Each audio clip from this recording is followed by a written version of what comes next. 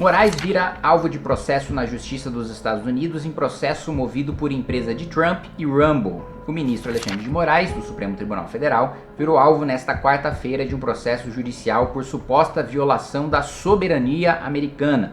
A ação é movida pelas empresas Trump Media, comandada pelo presidente americano Donald Trump, e pela plataforma Rumble.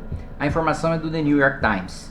Segundo o jornal americano, as companhias acusam Moraes de infringir a primeira emenda da Constituição americana, que versa sobre liberdade de expressão ao determinar que o Rumble remova contas de influenciadores de direita brasileiros.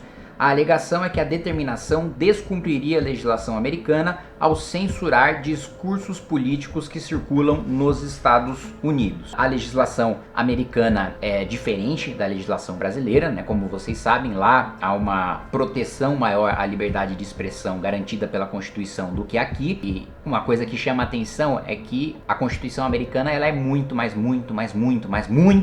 curta do que a Constituição brasileira, né? Então, para alguma coisa, para algum valor, para algum princípio estar previsto na Constituição americana, significa que aquilo tem uma importância muito grande para os cidadãos, para a sociedade americana, né? Não à toa o direito de portar armas é uma coisa que está na Constituição americana, apesar de ter um debate muito intenso lá sobre o controle de armas, né? Sobre quais as armas que você pode ter acesso, se você pode carregar a arma escondida ou se ela precisa estar exposta, quais os requisitos, né, que você precisa cumprir para ter uma arma. Independentemente desse debate sobre controle de armas, em que os republicanos de direita e os democratas de esquerda divergem, não existe divergência, ou a divergência que existe, os divergentes que existem são irrelevantes no debate público, não tem mandato, não tem representação política. Entre republicanos e democratas não há uma defesa do desarmamento, não há uma defesa de que as pessoas sejam proibidas de ter armas, não há defesa de que se aprove uma emenda à Constituição para retirar o direito constitucional de portar armas, de ter armas. Tanto que eu me lembro até recentemente, né, a Kamala Harris falando, se o cara chegar na minha casa ele vai levar bala. I'm a gun owner. Tim Walz is a gun. I did not know that. If somebody breaks in my house, they're getting shot. Yes, I hear that. Uma coisa que é inimaginável qualquer pessoa de esquerda falar aqui no Brasil, só para demonstrar diferenças fundamentais entre esquerda americana e esquerda brasileira, direita americana e direita brasileira, e das próprias constituições, né? Eu comecei esse arco todo, que eu fiz essa digressão toda, para dizer que a liberdade de expressão não só está na Constituição americana, como é a primeira emenda, e ela só pode ser restrita em casos muito específicos, né? Aqui no Brasil, calúnia, injúria e difamação são crimes. Então, se eu ofender uma pessoa, isso teoricamente é crime, que é a injúria, né? Se eu mando você se lascar porque você é feio, teoricamente eu tô cometendo um crime. É claro que, como na realidade as pessoas se ofendem muito, no dia a dia prático as pessoas se ofendem muito, né? Um manda muito o outro, né, tomar naquele lugar e por aí vai, o judiciário não considera, não condena por injúria qualquer ofensa, como está na letra da lei. Há uma mitigação muito grande em relação a ofensas, né? Mas nos Estados Unidos, muito raramente, uma coisa que você fala pode ser considerada um crime. Aqui no Brasil, mesmo se for verdade aquilo que você estiver falando, se eu falar, por exemplo, tem um cara lá numa empresa e aí eu espalho na empresa que aquele cara é um bêbado que trai a mulher, eu posso provar na justiça que ele de fato é bêbado e que ele de fato trai a mulher, mas ainda assim, por eu estar causando um dano à reputação dele, ainda que um dano baseado na verdade, eu posso ser condenado criminalmente e no cível também eu posso ser obrigado a indenizar o cara. Nos Estados Unidos, se você fala a verdade ela é defesa absoluta. O que isso significa? Se de fato o cara é bêbado, você prova que ele é bêbado. Se de fato o cara trai a mulher e você prova que ele trai a mulher, isso é uma defesa absoluta. Você não pode ser responsabilizado nem no âmbito civil nem no âmbito criminal, diferente do que acontece no Brasil. No Brasil existe isso para calúnia, que é a exceção da verdade, o chamado princípio da exceção da verdade, né? Calúnia é o quê? Eu imputar uma conduta criminosa a alguém quando essa conduta não existiu, né? Essa pessoa não praticou essa conduta. Aí eu uso a exceção da verdade. verdade. Não, peraí, eu tô falando que o Zé roubou meu sapato, tá aqui a gravação do Zé roubando meu sapato, não é calúnia, é exceção da verdade, eu tô falando a verdade. Mas isso só se aplica pra calúnia, pra injúria e difamação. Se eu ofendo a pessoa ou se eu espalho algo que seja desabonadora para a sua honra, ainda que seja verdade, eu posso ser condenado no Brasil. Mas no Brasil, mesmo com a garantia constitucional que nós temos da liberdade de expressão e mesmo com as limitações que nós temos regulamentadas ali no Código Penal e no Código Civil, mesmo nas limitações que nós temos por lei à nossa liberdade de expressão, que são limitações parecidas com as que existem na Europa, a garantia da liberdade de expressão no Brasil, eu acho que todos vocês vão concordar comigo, já foi violada há muito tempo.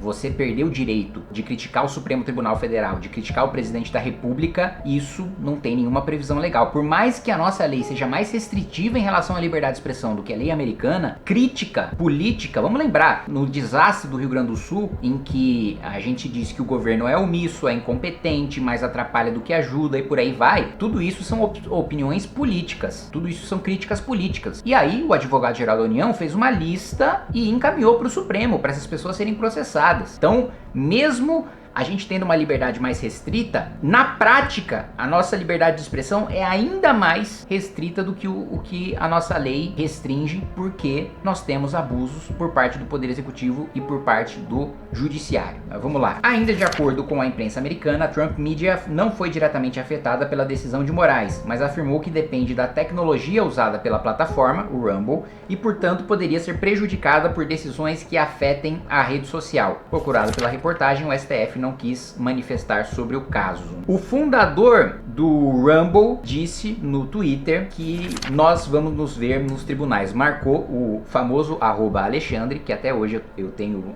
dúvidas profundas de como é que o Alexandre de Moraes conseguiu o @Alexandre. Como? Ele realmente era um viciado, assim, ele estava fascinado quando foi fundado o Twitter, ele foi lá e fez o Alexandre primeiro. Isso é uma coisa que realmente me desperta uma curiosidade. Ele marcou lá o @Alexandre, né, no Twitter, e disse que vai, né, se encontrar nos tribunais. Com tudo que eu coloquei aqui pra vocês em relação à legislação americana e em relação ao Brasil, outra diferença fundamental, né, o nosso direito brasileiro é direito positivo, direito codificado, né, o direito previsto em lei, principalmente, que é parecido com o direito europeu. O direito americano é o common law, né, é o direito jurisprudencial, é um direito baseado em precedentes da justiça. Óbvio que existe a lei, mas os precedentes, eles são tão importantes que determinam, por exemplo, a gente teve uma mudança de entendimento relativamente recente da Suprema Corte americana sobre aborto. A Suprema Corte entendia que, seguindo os princípios constitucionais, cada estado americano poderia determinar sua legislação sobre aborto. Houve uma mudança de entendimento para dizer que não, que os estados não tinham, apesar da autonomia legislativa dos estados americanos ser muito grande, eles não tinham autonomia para legalizar o aborto. Então, as leis estaduais que permitiam o aborto acabaram sendo derrubadas por essa decisão do Supremo. Tudo isso para dizer que lá é uma questão, é um direito voltado para precedentes, e os precedentes, né, americanos, eu coloco aqui para vocês uma análise pessoal, tudo indica que nesse processo o Alexandre de Moraes de fato vai ser condenado, né? O que eles estão demandando nesse processo e qual seria a penalidade para o Alexandre de Moraes, não sei, não me aprofundei nesse ponto, mas que com essas alegações que estão aqui postas e com esse fundamento legal que está aqui posto, o Alexandre de Moraes muito provavelmente vai ser condenado pela justiça americana. Como eu coloquei para vocês, muito difícil nos Estados Unidos ser crime você falar alguma coisa. Se você falar a verdade, não é crime, né, em nenhuma hipótese, na realidade. Na realidade, o que existe é uma responsabilização civil, né? Também não é, você não pode falar o que você quiser nos Estados Unidos. Às vezes tem algumas pessoas que pensam isso. Não, se você inventa uma mentira e eu consigo provar que essa mentira me causou um dano, principalmente um dano material significativo, aí eu consigo te condenar na justiça americana por ter inventado uma mentira sobre mim que acabou com a minha vida. Então,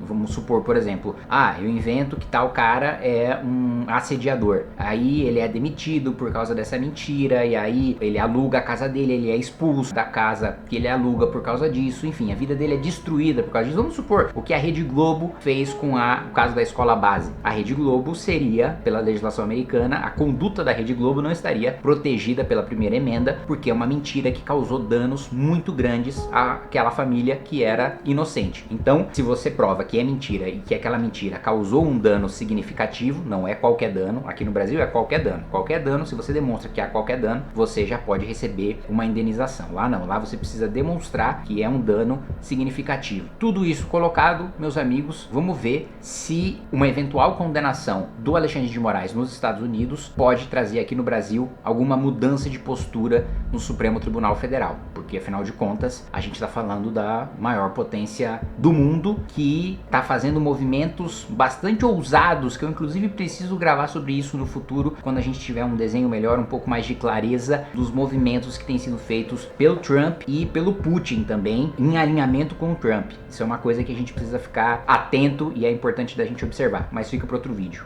Abraço.